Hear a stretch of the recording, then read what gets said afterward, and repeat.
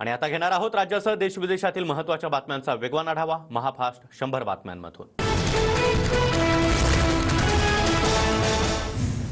400+ target डोळ्यासमोर ठेवून राज्यामध्ये कामाला लागा। मोदींना पुन्हा एकदा पंतप्रधान करायचंय, मिशन डोळ्यासमोर ठेवा। केंद्रीय मंत्री अमित शहांच्या बैठकीमध्ये सूचना। जागा वाटपामध्ये महायुतीमध्ये कुणावरही अन्याय होणार नाही। काही जागांबाबत वाद असतील तर एकत्र बसून सोडवा। अमित शहांच्या मुख्यमंत्री आणि दोन्ही उपमुख्यमंत्र्यांना सूचना। पंतप्रधान नरेंद्र मोदींना पंतप्रधान करण्यासाठी महाराष्ट्रामधून 45 पेक्षा जास्त जागा निवडून द्या। संभाजीनगरमधल्या सभेतून अमित शहांचं आवाहन। महाराष्ट्रामध्ये भाजपच्या 48 नाही तर 50-60 जागा निवडून येतील। ठाकरे गटाच्या अंबादास दानवेंची भाजपवर खोचक टीका। संभाजीनगरच्या नामकरणाला विरोध करणाऱ्यांसोबत बसायला लाज वाटायला हवी। गृहमंत्री अमित शहांची उद्धव ठाकरेंवर जोरदार टीका। अमित शहांच्या सहीनं औरंगाबादचं छत्रपती संभाजीनगर नामकरण झालं। उपमुख्यमंत्री फडणवीसांचं संभाजीनगरमध्ये वक्तव्य। नामकरणाबद्दल फडणवीसांनी मानले अमित शहांचे आभार। अमित शहा फडणवीस खोटं बोलतात। औरंगाबादचं नामांतर उद्धव ठाकरे यांनी केलं। विमानतळ रेल्वे स्थानकाचं नाव का बदललं नाही, अंबादास दानवेंचा सवाल। काही लोक थेट विरोधात येतील, काही बहुरूपी येतील, हिंदुत्वाचं नाव सांगतील, पण मोदींना पाठिंबा देण्यासाठी संभाजीनगर महायुतीच्या पाठीशी उभं राहा, फडणवीसांचं आवाहन। उद्धव ठाकरेंना आदित्यला, पवारांना, सुळेंना मुख्यमंत्री बनवायचं आहे, तर सोनिया गांधी यांना राहुल गांधींना पंतप्रधान करायचंय। इंडिया आघाडीमध्ये घराणेशाहीवाले पक्ष, अमित शहांचा जोरदार हल्लाबोल। सत्ता हातामध्ये असताना पवारांनी मुलीला कुठलंही पद दिलं नाही। अमित शहांच्या टीकेला जितेंद्र आव्हाड यांचं प्रत्युत्तर। अमित शहांकडून संभाजीनगरमध्ये भाजपचाच उमेदवार असण्याचे संकेत। मोदींसाठी संभाजीनगरमधून आणखी एक कमळ दिल्लीत जाणार। अमित शहा यांच्याकडून भागवत कराड यांच्या उमेदवारीचे संकेत। मी मोदीजींच्या मंत्रिमंडळामध्ये उमेदवारीबाबत वक्तव्य करणार नाही, त्याबाबत पार्लमेंटरी बोर्ड निर्णय घेईल। महायुतीला जी जागा सुटेल तो उमेदवार निवडून पाठवणार, भागवत कराड यांची प्रतिक्रिया। संभाजीनगरमधून एमआयएमला उखडून फेकण्याचा संकल्प करा। नवीन निजामांना पुन्हा एकदा घरी पाठवायचं आहे। अमित शहांचा एमआयएमवर जोरदार हल्लाबोल। जनता कुणाला उखडून फेकणार निवडणुकीमध्ये कळेल, इम्तियाज जलील यांचं अमित शहांना प्रत्युत्तर।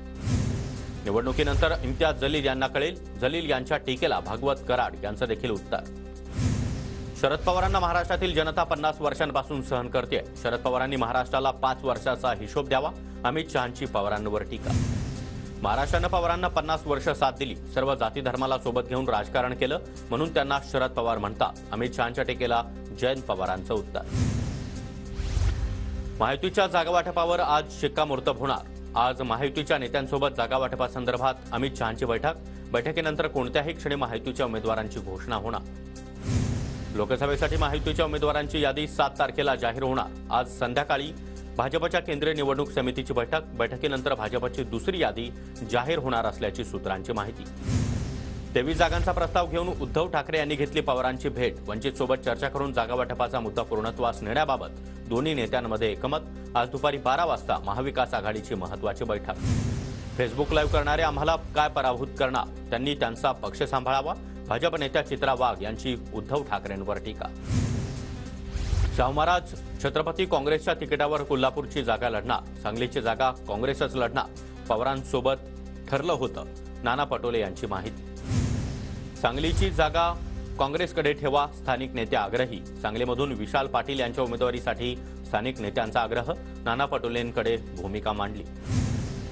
शाहू छत्रपती यांनी आमच्यासोबत यावं, त्यांनी महायुतीकडून निवडणूक लढवण्याचा विचार करावा। केंद्रीय मंत्री रामदास आठवलेंचं शाहू महाराज छत्रपती यांना आवाहन।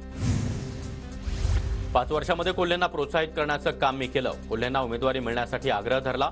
अजित पवार यांच्या आशीर्वादानं अमोल कोल्हे निवडून आले। कोल्हेंच्या टीकेला सुनील तटकरे यांचं प्रत्युत्तर। महाराष्ट्राच्या स्वाभिमानासाठी तुतारी घेऊन नगर दक्षिण मतदारसंघातून लढा, अमोल कोल्हे यांच्याकडून निलेश लंके यांना शरद पवारांसोबत येण्याची खुली ऑफर। तर अहमदनगर लोकसभेची जागा राष्ट्रवादीला मिळाल्यास आणि नेतृत्वानं संधी दिल्यास जबाबदारी पार पाडेन, अजित पवार यांच्यासमोर चर्चा करून ठरू, निलेश लंके यांच्याकडून भूमिका स्पष्ट। लोकसभा निवडणुकीनंतर 22 आमदार शरद पवारांकडे परततील, आमदार रोहित पवार यांचा मोठा दावा। योगेंद्र पवार यांनी कुणाचा प्रचार केल्यानं काहीही फरक पडणार नाही, अजित पवारांनी केलेल्या कामांचा परिणाम बारामतीमध्ये पाहायला मिळेल, सुनील तटकरे यांचा योगेंद्र पवार यांना टोला। बारामतीमध्ये कुणी धमकावत असल्यास माझी भेट घालून द्या, योगेंद्र पवार यांचं बारामतीमधील नागरिकांना आवाहन। सुप्रिया सुळे यांच्या प्रचारासाठी योगेंद्र पवार यांचे बारामतीमध्ये दौरे. पवार कुटुंबामध्ये कोणतीही फूट नाही, आमचं फाटलंय या अजित पवारांच्या वक्तव्यावर सुप्रिया सुळेंची प्रतिक्रिया. महाविकास आघाडीतील तरुण नेत्यांकडून आज संयुक्त मेळाव्याचं आयोजन. युवा सेना, शरद पवार गट, काँग्रेसचे युवा नेते उपस्थित राहणार. आगामी लोकसभा निवडणुकीबाबत मेळाव्यामध्ये चर्चा होणार. बारामती लोकसभा मतदारसंघामध्ये निवडणुकीचं वारं तापलं. बारामती तालुक्यातील अनेक गावांमध्ये शहरात 10 ते 12 फ्लेक्स लावलेले टेम्पो फिरवत सुप्रिया सुळेंचं जोरदार शक्ती प्रदर्शन. ईशान्य मुंबई दिंडोरीनंतर आता धाराशिवच्या जागेसाठी देखील राष्ट्रवादी आग्रही. सुरेश बिराजदार यांच्यासाठी धाराशिवची जागा मिळावी अशी कार्यकर्त्यांची मागणी. दाजी फॉर धाराशिव या नावानं कार्यकर्त्यांकडून पोस्टर्स. नांदेड लोकसभेच्या जागेवरून प्रतापराव पाटील चिखलीकर आणि मिनल खतगावकर यांच्यामध्ये रस्सीखेच. नांदेडचे खासदार प्रतापराव पाटील चिखलीकर यांनी घेतली अमित शहांची भेट. चिखलीकरांची उमेदवारी धोक्यात असल्याची चर्चा. रश्मी ठाकरे, आदित्य ठाकरे दिल्लीमध्ये भाजपच्या नेत्यांना भेटले. आंबेडकरांच्या शंकेनुसार कोणीतरी दिल्लीमध्ये भेट घेतली असेल. ठाकरेंनाच भाजपसोबत युती करायची असेल. शिंदेचे मंत्री केसरकर यांचा ठाकरेंबद्दल स्फोटक दावा. केसरकरांची उंची किती, ते बोलतात किती. चमचगिरी करत सुटणारा माणूस काहीही बोलू शकतो. जितेंद्र आव्हाड यांची केसरकरांवर टीका. रोजगाड्यामध्ये नवा हार, आयडिओलॉजी तडीपार. भाजपच्या ट्विटरवरून उद्धव ठाकरे यांच्यावर जोरदार टीका. उद्धव ठाकरे यांचं व्यंगचित्र शेअर करत भाजपचा जोरदार निशाणा. किरण सामंत हे नारायण राणे यांच्या समर्थकांना येऊन भेटत आहेत. त्यामुळे नारायण राणे यांची जिल्ह्यातील ताकद आता कमी झाली आहे की काय, अशी आमच्या मनामध्ये शंका. आमदार वैभव नाईक यांचा नारायण राणेंना टोला. आर्थिक गुन्हे शाखेकडून ठाकरे गटाच्या अनिल देसाई यांची 7 तास चौकशी. शिवसेना पक्षनिधी खात्यामधून 50 कोटींचा निधी काढल्याचा देसाई यांच्यावर आरोप. ठाकरे गटाचे आमदार राजन साळवी आणि त्यांच्या कुटुंबियांची दुसऱ्या दिवशी देखील 4 तास चौकशी. साळवींचा व्यवसाय आणि मालमत्तेसंदर्भात चौकशी पूर्ण. आज देखील चौकशीला हजर राहण्याच्या सूचना. अभिषेक घोसाळकर हत्या प्रकरणातील आरोपी अमरेंद्र मिश्राचा जामीन अर्ज फेटाळला. मिश्राला दिलासा देण्यास मुंबई सत्र न्यायालयाचा नकार. बीडचे फारुख पटेल आणि नगरसेवकांचा अजित पवार गटामध्ये प्रवेश. देवगिरी बंगल्यावर अजित पवार यांच्या उपस्थितीमध्ये पक्षप्रवेश. पंढरपूरच्या सांगलो तालुक्यातील शेकापच्या कार्यकर्त्यांचा शिंदेंच्या शिवसेनेमध्ये प्रवेश. आमदार शहाजी बापू पाटील आणि धनगर समाजाचे नेते भाऊसाहेब रुपनवर यांच्या उपस्थितीमध्ये पक्षप्रवेश. धुळे शहरातील देवपूर भागामध्ये ठाकरे गटाच्या संपर्क कार्यालयाचं भूमिपूजन. आगामी लोकसभा निवडणूक आणि विधानसभा निवडणुकीच्या पार्श्वभूमीवर कार्यालयाचं भूमिपूजन. भंडारा जिल्ह्यामध्ये भाजपमध्ये उमेदवारीसाठी रस्सीखेच. आमदार सुनील मेंढे आणि माजी मंत्री परिणय फुके यांच्या कार्यकर्त्यांपर्यंत पोहोचण्याचा प्रयत्न सुरू.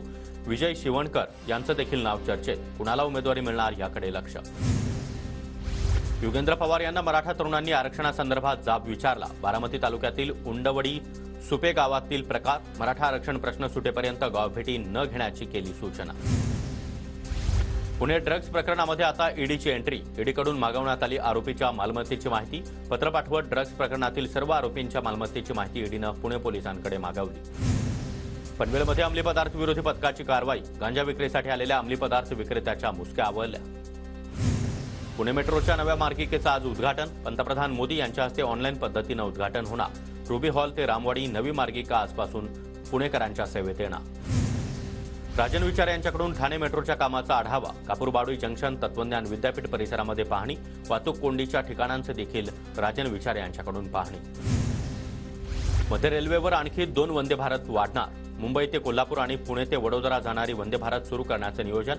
रेल्वे अधिकाऱ्यांची माहिती. म्हाडाच्या पुणे मंडळातील तब्बल 2,500 घरं पडून घरांची वारंवार लॉटरी काढून देखील विक्री होत नसल्याचं समोर. यावर आता उपाययोजनाचे आवाहन. शासकीय विभागांमध्ये देखील आता विद्यार्थ्यांना इंटर्नशिप मिळणार. त्यावेळी जागांसाठी विद्यार्थ्यांची निवड केली जाणार. विद्यापीठ आणि महाविद्यालय स्तरावर इंटर्नशिप सेल स्थापन करण्याच्या सूचना उच्च आणि तंत्रशिक्षण विभागानं दिल्या. नंदुरबार जिल्ह्यामध्ये भूजल पातळी सरासरी 0.62 मीटरनं घटली. जिल्ह्यामध्ये यावर्षी सरासरीपेक्षा कमी पाऊस. जिल्ह्यातील शेतकऱ्यांसह सर्वांनाच दुष्काळाच्या झळा सोसाव्या लागणार. केंद्र सरकारच्या वतीनं संसदीय संकुल विकास परियोजना प्रायोगिक तत्वावर सुरू. नंदुरबार लोकसभा मतदारसंघातील 10 गावांची निवड. बदलापूरच्या ग्रामीण भागामध्ये सिमेंट कॉन्क्रीटचे रस्ते होणार. आमदार किसन कथोरे यांनी डांबरमुक्त रस्त्याची संकल्पना. 149 कोटींच्या कामांना भूमिपूजन. अंबरनाथच्या डॉक्टर BG छाया उपजिल्हा रुग्णालयामध्ये सोनोग्राफी कक्षाचं उद्घाटन. आमदार बालाजी किणीकर यांच्या हस्ते उद्घाटन. नंदुरबारच्या शासकीय कार्यालयामध्ये आग विझवण्यासाठी बसवलेल्या अग्निशमन यंत्रणाची मुदत संपली. मुदतवाढ आणि मुदतबाह्य अग्निशामक यंत्रणा तात्काळ बदलण्यात यावी, कर्मचाऱ्यांसह नागरिकांची मागणी.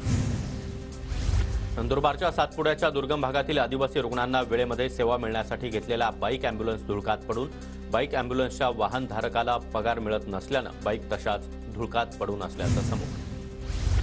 अवकाळी पाऊस आणि गारपिटीच्या वाहतुकीवर धुळ्यामध्ये शेतकऱ्यांकडून फळबागांना जाळीचं आच्छादन. फळबागांना वाचवण्यासाठी शेतकऱ्यांची धडपड.